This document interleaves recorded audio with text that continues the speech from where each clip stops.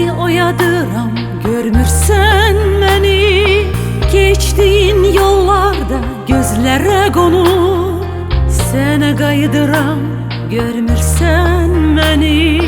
Ulduzlarla birlikte her gece alışıp yanıram, görmürsen beni.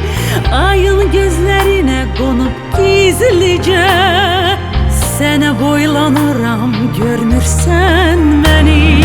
Deli bir rüzgarla bəzən çılgınca telini koklayıram, görmürsen beni. Narın bir yağmurla daim sessizce yüzünü okşayıram, görmürsen beni.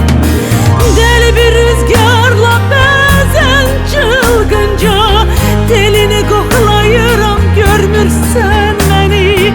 Narın bir yağmurla daim sessizce yüzünü okşayıram, görmürsen beni.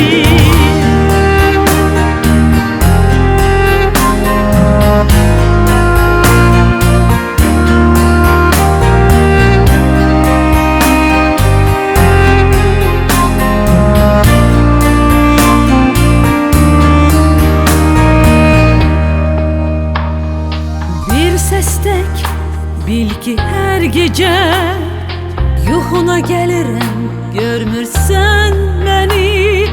Sirli bir hayal tek her gün her gece mən sənə qonağam, görmürsən beni. Bəzən dinlədiyin o nəğmələrdən, bəzən oxuduğun o şiirlərdən bircə Tanrı bilir nelerden sana seslenirem, görmürsen beni.